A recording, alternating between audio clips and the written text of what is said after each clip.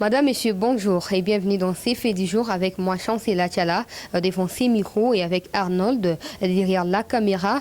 Déjà, je commence par vous inviter, en tout cas, à nous suivre à chaque moment et à nous contacter via le numéro qu'on vous a donné pour vos marques. Si vous voulez une publicité, vous voulez quelque chose, un spot publicitaire, nous-mêmes, nous sommes en mesure de le faire en termes de réalisation, montage, etc. On va le faire pour vous, pour votre marque. Voilà, contactez-nous à travers le numéro qu'on vous a donné aujourd'hui. Je sais que tout le monde ici, par exemple en RDC particulièrement, mais en Afrique aussi en général, ignore. Tout le monde ignore qu'il existe une journée internationale des enfants innocents qui sont victimes plutôt d'agressions.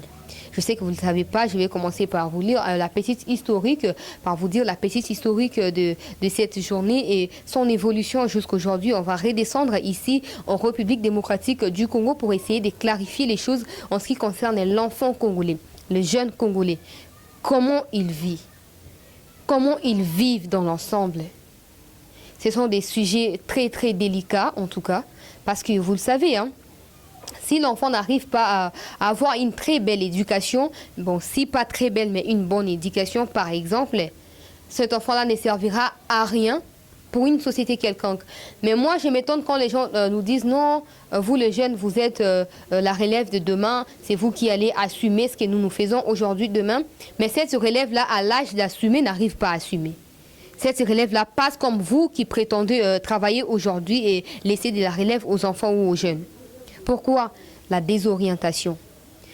Beaucoup de points entre en exergue dans ces processus. Parce que si déjà un enfant, par exemple, est mal localisé dès les bas âges, en termes même de son éducation scolaire, ça va être très compliqué parce que la plupart des parents africains, par exemple, aiment que les enfants puissent étudier pour telle raison. Je veux que mon enfant devienne avocat, médecin. Alors que dans cet enfant-là, il y a un talent, il y a un don peut-être qui permettra à l'enfant de devenir quelqu'un. Bonjour, monsieur. Ouais, bonjour. Présentez-vous, s'il vous plaît. Je m'appelle M. Jules Ndoumbi, je suis assistant social au traitement pour enfants talents. Vous êtes assistant social, effectivement. Aujourd'hui, c'est la journée internationale des enfants innocents, mais victimes d'agression. Okay. Nous aimerions savoir, les enfants qui sont déjà innocents, comment ils peuvent être victimes d'agression? Bon, en fait, les concepts innocents dont vous parlez là, ici, dans notre matière, dans la loi portant protection pour enfants, on parle plus des enfants sans discernement. Pour ne pas vraiment parler d'innocence, on parle des enfants sans discernement, c'est-à-dire des enfants dont les âges varient entre 0 et 13 ans, dont l'irresponsabilité pénale n'est pas prouvée. Donc c'est un peu ça. Donc s'il faut parler de leur victimisation, comment est-ce qu'ils peuvent être victimes de violences? Il y a plusieurs raisons qui peuvent être évoquées. Il y a aussi l'irresponsabilité des parents. Il y a des parents qui ne sont pas responsables à l'égard de leurs enfants. C'est-à-dire qu'ils mettent au monde les enfants et puis après, ils abandonnent.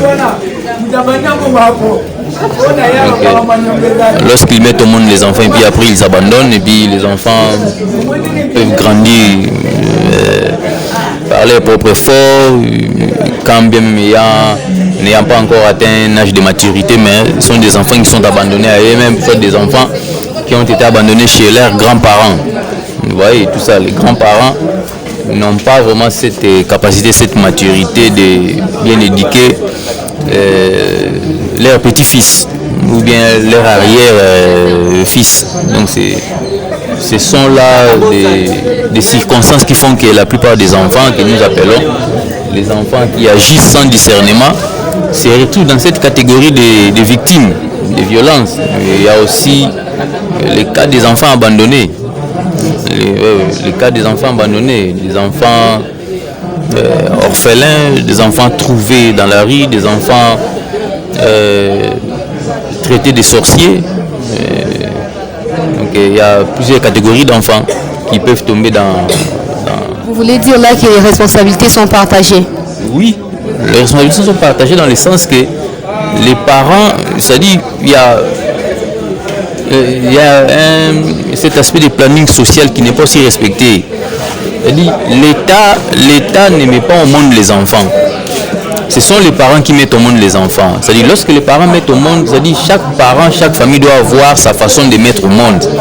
On ne peut pas se mettre là à commencer à fabriquer des enfants. C'est-à-dire, vous vous mettez à fabriquer des enfants comme si vous avez toutes les possibilités de bien les prendre en charge dans les futurs. Non. Et les gens ont toujours l'habitude de critiquer l'État. Non, voilà, l'État ne fait rien, voilà, l'État ne fait rien. Mais les gens ne se disciplinent pas eux-mêmes. Tel que je suis là, je suis parent, je ne peux pas me mettre à mettre au monde n'importe comment, à fabriquer des enfants, non. C'est inadmissible, puisqu'il faut tenir compte de leur éducation. Alors, il y a des parents qui pouvaient prendre un parent qui n'a même pas lui-même étudié. Déjà, lorsqu'il commence à mettre au monde 1, 2 enfants, ça dit que vous comprenez, vous avez la facilité de comprendre qu'il n'a pas vraiment cette latitude-là de faire scolariser ses enfants, puisque lui-même n'a pas étudié. Et ces enfants vont se retrouver chez des grands-parents. Les grands-parents qui n'ont pas aussi assez de moyens, les enfants vont se retrouver à se débrouiller par-ci, par-là, tout ça, aller commander dans la rue, aller vendre de l'eau pour essayer un peu de survivre. Il va tomber entre les mains d'une personne mal intentionnée qui va abuser de l'enfant. Donc l'enfant va tomber dans ce que vous appelez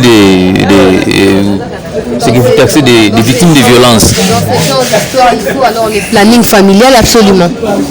Oui, il faut. En fait, lorsque je parle de la responsabilité partagée, d'une part, j'ai visé les parents, de l'autre côté, j'ai visé aussi l'État.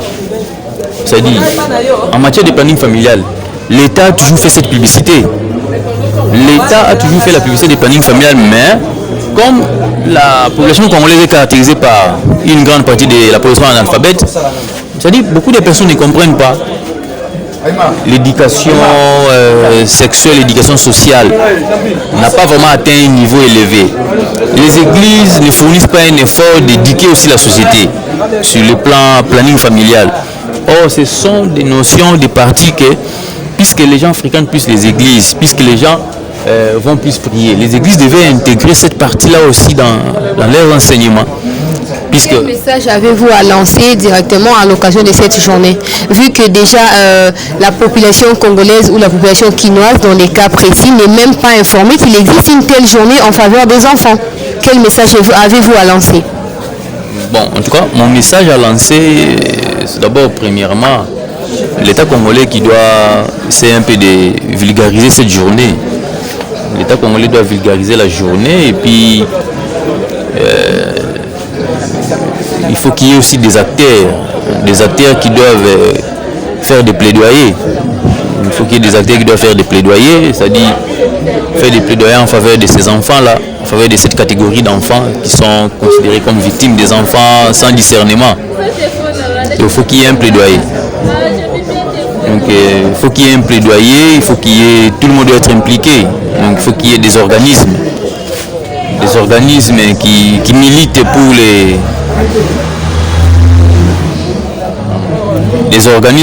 pour les droits des enfants, et plus lorsqu'ils ciblent cette catégorie d'enfants, ils doivent faire un plaidoyer quant à c'est-à-dire essayer un peu de voir les gouvernements atteindre l'autorité gouvernementale pour essayer qu'il y ait une vulgarisation par rapport à cela. Et l'État doit vraiment se prendre en charge par rapport à associer plusieurs partenaires, plus cibler plus là où les familles sont représentées. Voilà, les écoles, les églises, les marchés, donc cibler tous les endroits là où les familles sont facilement représentées. Nous avons les écoles.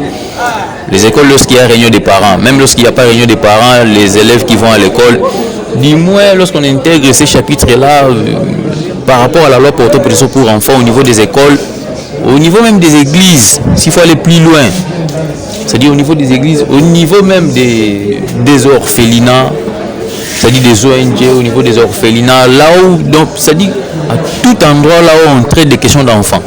Essayer un peu d'intégrer la notion de la loi portant protection pour enfants. C'est-à-dire les enfants doivent savoir que nous, en RDC, il existe une loi. Et puis l'État doit en parler, faire toute une page qui doit passer à la radio, tout ça, qui ne fait que parler de ça. Cette loi, elle est petite, mais elle est vaste quand il s'agit de développer tous les aspects qui sont régorgés dans cette loi. Donc c'est un peu ça. Qui est porteur des solutions de certains problèmes de la vie. Mais si l'enfant est désorienté dans le sens de vouloir faire la volonté de son papa ou de sa maman ou de ses parents, du coup, cet enfant-là devient mal nécessaire. Donc, il peut tout simplement servir parce que voilà, il a étudié ça, mais en lui, cette chose-là n'existait pas. Vous voyez, Journée internationale des enfants innocents, victimes d'agression. Les enfants partout à travers la planète n'ont pas tous la même chance. Là, vous le savez, vous tous, que par exemple, les enfants, je ne minimise pas, mais les enfants blancs n'ont pas la même chance que les enfants noirs. Peut-être aussi dans différentes classes sociales, par exemple, les enfants d'un président n'ont pas la même chance ou la même chance que les enfants d'un cultivateur des champs au village ou dans n'importe quel endroit. Tous ces enfants n'ont pas la même chance. Il arrive que certains d'entre eux soient victimes d'agressions. C'est pourquoi l'Organisation des Nations Unies a choisi cette date de 4 juin. C'est depuis 1992 que ça existe dans la création. C'est le 4 juin 1992. Cette date-là a été choisie pour rappeler les violences qui subissent des milliers de jeunes dans différentes sociétés dans la vie. Je vais mettre un petit commentaire sur ce que ça veut dire, ce que je venais de vous lire là. La journée a été créée le 4 juin 1992 pour honorer les mémoires de jeunes qui sont morts pour, par exemple, du racisme. Là, je ne cesserai de les dire. Beaucoup de faits font que des jeunes puissent retrouver la mort, puissent être agressés, en tout cas pour une raison ou une autre. Et généralement, les jeunes sont agressés parce que déjà, par exemple, pendant l'âge de l'adolescence, il ne sait pas se défendre. Il est innocent en quelque sorte pour tout ce qui lui arrive. Et parce qu'il ne sait pas se défendre, il est agressé au-delà même de son mental, vu qu'il ne sait pas répliquer. Et ça peut impacter d'une façon positive ou négative sur sa vie, le long de sa vie, de son existence. C'est pourquoi vous verrez qu'il y a certains enfants, par exemple, qui les parents ont abandonné pour une raison ou une autre, souffrance, manque d'argent, ils n'étaient pas responsables, ils n'arrivaient pas à prendre soin de ces enfants. L'enfant s'est retrouvé par exemple dans la rue en train de quémander à manger, chercher quoi survivre et tout. Cet enfant-là est déjà impacté négativement dans son mental. C'est-à-dire qu'il fera tout dans la rue pour pouvoir chercher tout simplement à manger. Même si il lui faut faire couler les sangs de quelqu'un, il les fera parce que lui sait que derrière lui, il n'a pas de soutien, il n'a pas de parents, il a été abandonné à son triste sort et il doit se battre pour pouvoir se procurer ce dont il en a besoin. Et pour ça, la vie d'une personne qui peut-être d'une façon prédestinée allait être président de la République, ministre tel, homme d'affaires, porteur des solutions dans tel ou tel autre domaine de la vie, est gâchée tout simplement parce que cet enfant-là a été agressé moralement ou mentalement dès les bas âges. Donc ce sont des différents cas qui existent réellement dans nos sociétés. Et il faut intervenir, il faut faire quelque chose. Il faut changer la façon de faire les choses. Il faut essayer de sensibiliser les parents pour que ces parents réussissent leurs responsabilités. C'est très capital. Malheur aux enfants, c'est tout à fait normal, qui ont perdu les parents de la maternité, de leur sortie des ventres ou des entrailles de leur maman. Oui, là, on peut trouver ça normal qu'un enfant peut-être n'ait pas reçu de très bonnes éducations de la part de sa maman, parce que vous savez toujours que c'est très très important qu'un enfant soit aux côtés de sa maman dès les bas âges, parce que ça permet en tout cas de pouvoir maintenir un certain équilibre de son éducation dès les bas âges. Là, on peut comprendre que voilà, l'enfant, il a perdu sa maman, mais vous, parents qui êtes vivants, dans la mesure du possible, ne laissez pas vos enfants faire n'importe quoi. Ne laissez pas vos enfants prendre les dessus de vous. Ne laissez pas vos enfants faire tout simplement ce qu'ils veulent. Vous, par peur, non, je ne vais pas réagir comme ça parce qu'il sera frustré. Non, mais on s'en fiche qu'il soit frustré au fait. S'il est frustré pour une bonne raison, où est le mal? Où est le mal? Donc prenez vos responsabilités en main. Mettez en place des moyens, en termes de moyens financiers, moyens éducationnels, moyens scolaires, pourvu que vos enfants soient en mesure de se procurer une très belle ou très bonne éducation dès les bas âges. Comme ça, ils seront des personnes qui vont contribuer à la progression ou l'évolution d'une quelconque société dans la vie. Je continue ces faits du jour avec vous, bien sûr. La majorité de jeunes pratiquant par exemple la mendicité risquent d'être exploités de différentes façons par les adultes, et bien que les droits des enfants soient aujourd'hui des droits sacrés, la pauvreté, les travails et les conflits les amènent souvent à accomplir des actes qui les mènent à leur propre perte. Comment est-ce qu'il faut agir pour lutter contre ces fléaux, si je peux l'appeler comme ça? Parce que déjà, si un enfant se retrouve dans la rue, ce n'est plus facile de recadrer son avenir, de recadrer sa vision des choses. Ça devient les histoires de prière, de délivrance, etc. C'est pas du tout mal, mais à la base, il faut une bonne éducation. Il ne faut pas faire des responsabilités pour que son enfant puisse aller dans la rue, parce que dans la rue, il n'existe pas d'éducation. Dans la rue, c'est du n'importe quoi, c'est du ramassage. Tu prends ça, tu colles avec ça et tu pratiques. Donc, pour éviter tout cela, il faut déjà à la base aussi essayer de planifier. Planifier. Moi, je me dis, par exemple, tu sais que tu n'as pas assez de moyens. Je ne condamne personne. Tu sais que tu n'as pas assez de moyens pour prendre, par exemple, en ta charge 5, 6 enfants. Pourquoi tu vas les mettre au monde? Pourquoi tu vas les mettre au monde? Parce que comme ça, ces enfants-là seront obligés de se prendre en charge. Et qui dit se prendre en charge, ça ira toujours en défaveur de vous, parents. Vous serez insultés par la société. Vous serez incriminés de n'avoir pas pris en charge vos enfants. Pourquoi? Parce que vous n'aviez pas au départ des moyens suffisants ou convenables avant de faire ces enfants au monde. Vous voyez? Donc planifier tout cela, ce n'est pas en vain que les plannings familiales existent. Donc vous êtes nouvellement mariés. Il y a même des gens qui disent Nabali po nabota. Non, mais c'est du n'importe quoi. Si tu t'es marié pour. Je prends l'exemple de l'homme. Avant, il faut est-ce que c'est la femme qui a les enfants ou c'est Dieu qui donne des enfants? La femme peut tomber enceinte avant le mariage. À combien de mariage, après le bani. Pour mon oui, zeme koti, moi c'est nanga abotaka. Après, donc les enfants viennent de Dieu. Avant de commettre tout acte dans la vie, il faut bien réfléchir, surtout sur les conséquences, les retombées de nos actes. Ça peut être catastrophique, vous voyez, vous le savez. Si vous mettez au monde 6 enfants et que vous n'avez que des moyens de prendre en charge 2 enfants, vous imaginez que le 4 est là, seront pris en charge par qui? Après, vous allez commencer à condamner les gouvernements. Non, Félix Tshisekedi, il faut qu'il y ait un espoir qu'il y ait un bon samboka, mais un bon samboka. C'est du n'importe quoi. Félix ne viendra pas chez toi pour te dire que non, voilà, monsieur, madame, faites ceci.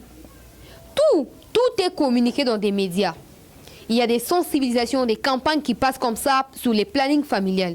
Prenez en considération ces conseils-là. Prenez en considération.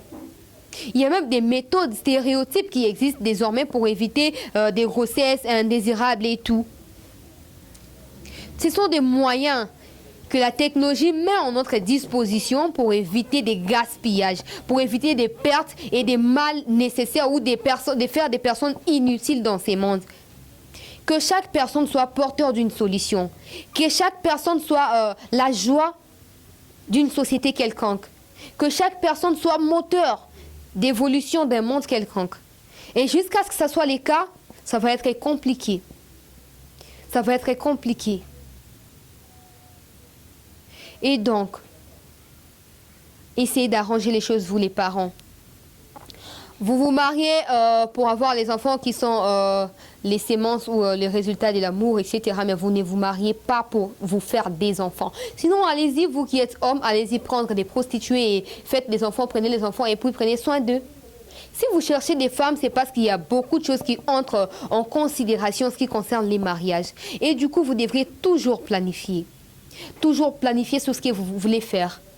Voir, projeter l'avenir. Qu'est-ce que nous deviendrons après 5 ans? Nous sommes aujourd'hui salariés d'une entreprise privée. Comment on va arriver à prendre soin de nos enfants dans les 5 années qui suivent? Et si l'économie du pays chutait, par exemple, comment on va arriver à relever les défis familiaux, etc. Comme ça, à l'unité, l'homme et la femme, vous allez évoluer pour le bien de vos enfants. Et comme ça, vos enfants seront des êtres utiles dans la société, dans la vie humaine. J'ai continué. Comment est-ce qu'il faut agir? Il est important de penser à ceux qui, au-delà, par exemple, de Kinshasa, là je reviens ici au pays, au-delà de Kinshasa, c'est battre pour les enfants. Par exemple, dans des fins fonds du pays, vous allez trouver des parents qui ne font que du champ pour nourrir les enfants, ils font que du champ pour scolariser les enfants. Ils se battent. Mais, par exemple, comme il y a des ONG, il y a des institutions ou des commissions ou des organisations au sein des Nations Unies qui luttent contre ces fléaux de donner les enfants n'importe comment. Les enfants, ils sont victimes parce qu'ils ne sont pas bien pris en charge et tout. Que, par exemple, pour les cas de la RDC, que le gouvernement central puisse mettre en possession du ministère de la Communication de moyens efficaces et que ces ministères aussi soient compétents pourvu que la communication importante atteigne toutes les couches de la population congolaise dans des extrêmes de la RDC. Comme ça va être important pour chaque parent qui venait de se marier, par exemple pour un jeune, une jeune qui venait de se marier. Comme ça, ils sauront que voilà, il existe telle méthode à utiliser pour éviter de faire beaucoup d'enfants inutilement. Et si je veux faire des enfants, il faut que je planifie. En Europe, par exemple, sans pour autant magnifier ce qui se passe parce qu'il ne manque pas de côté faible, en tout cas chez eux aussi. Mais ce sont des exemples à apprendre. Un enfant qui naît avec déjà un compte bancaire qui existe. C'est incroyable et inimaginable ici au Congo. Déjà, si même les parents eux-mêmes n'ont pas de compte bancaire, comment l'enfant peut en avoir? Où est-ce que l'enfant aura ses comptes bancaires? Ça montre à suffisance que peut-être la RDC n'est pas encore en mesure d'affronter certains défis. Nous sommes tout simplement peuplés pour rien, parce que nous sommes nombreux, mais nous ne faisons rien. Nous ne faisons parce que si on était en mesure de faire quelque chose, c'est-à-dire quoi? Que tel enfant a fait tel domaine à l'université parce qu'il s'est senti passionné, il s'est senti talentueux dans ces domaines-là, ça allait être contribuable pour l'évolution de notre pays. On n'allait pas avoir autant de voleurs dans les trésors publics, dans les gouvernements, etc. Toute personne allait agir dans son domaine d'une façon normale, d'une façon libre. Comme ça, chacun va alors apporter sa pierre à l'édifice et comme ça, le pays va être construit. Mais si, par exemple, quelqu'un qui au départ voulait être maçon, parce que son père veut qu'il soit avocat, il va à l'UNIKIN, il fait les droits, il devient avocat. Il va revenir dans la maçonnerie parce que c'est dès sa passion. Et comme ça, tu verras que quelqu'un qui a fait les droits, mais qui fabrique des briques, qui construit la maison, naturellement. Pourquoi pas user de ces forces-là naturelles? Par exemple, l'enfant, il aime ça, il aime le football. Par exemple, c'est que moi, j'aime beaucoup. Je me dis même, mes enfants, ils seront des joueurs, filles comme garçons. Donc, si vous voyez que votre enfant, par exemple, a tel talent dans tel domaine d'une façon innée, pourquoi pas profiter de ces talents-là et les faire exploiter positivement? Envoyer l'enfant dans l'ordre de ces talents-là. Comme ça, l'enfant saura ce qu'il faut faire et il les fera d'une façon très, très, très, très bonne. Mieux même, parce que ça... Eshima, votre magazine qui bat au rythme de l'actualité. Retrouvez la nouvelle édition. Exclusivité. Gouverneur Jacques Kiaboula s'érige en barrière contre le Covid-19 dans le Haut-Katanga. Sensibilisation des terrains sur le respect des gestes barrières et prise en charge des malades.